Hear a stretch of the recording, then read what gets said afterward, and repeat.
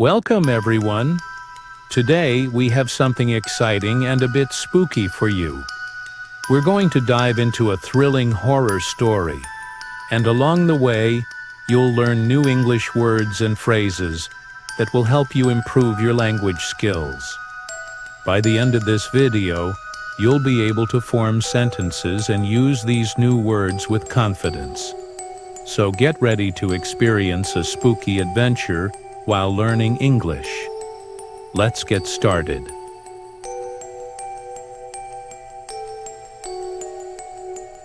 The Haunted House, a short, scary story. Improve your English with this spooky story. It was a cold, foggy evening when Mark, a young man in his early 30s, arrived at the village of Galloway. The villagers spoke of an old mansion that had been abandoned for decades. It was called the Blackwood House, a place where no one dared to go after sunset.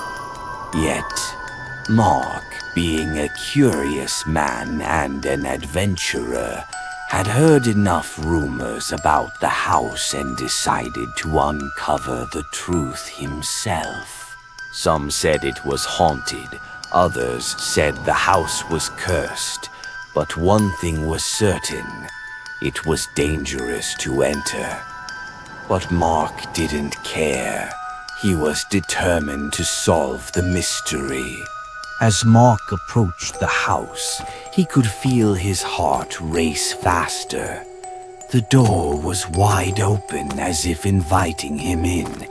His curiosity overcame his fear, and with one deep breath, he stepped inside. Inside, the air was thick and cold. Cobwebs covered every corner, and dust had settled on the furniture. Mark could hear the faint sound of something moving upstairs. His steps echoed in the empty hall, and for a moment he felt as if the house was watching him. He turned to his left and saw a staircase leading up to the second floor. It was dark, but he could just make out the shape of an old portrait on the wall. The eyes in the painting seemed to follow his every move. Mark could hear whispers, faint at first, but then louder, clearer. They seemed to be coming from the upstairs room. He climbed the stairs slowly, the wooden steps creaking beneath his feet. He froze. The thud echoed throughout the house, followed by a loud bang. Mark's heart raced as he tried to steady his breathing. Something was not right. Mark reached the top of the stairs. The hallway was dark, with only the faint light from the moon filtering through the cracked windows. As he moved toward the door at the end of the hall, he noticed a strange feeling, like someone was watching him. The door opened slowly by itself, as if pushed by an invisible force. Mark stepped into the room, and that's when he saw it. A figure standing by the window, looking out into the night. The figure turned around. It was not a person. It was a shadow with hollow eyes and a chilling smile. Mark froze in fear. The shadow reached out a hand, and Mark felt a cold wave wash over him. The room seemed to close in on him. The air grew thick with an oppressive darkness. Mark turned to run, but the door slammed shut behind him. He was trapped.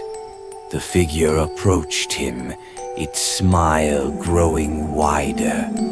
Mark tried to scream, but no sound came out. The house seemed to come alive, its walls groaning and shifting as though it were alive, trapping him inside. Suddenly, Mark remembered the stories the villagers had told him. They had said that whoever entered the house would never leave. The Blackwood house wasn't just haunted, it was alive. It fed on the fear of those who entered. The curse had been placed long ago, and now it had claimed Mark. Mark understood now. The house didn't just trap bodies, it trapped souls, and now it had trapped his.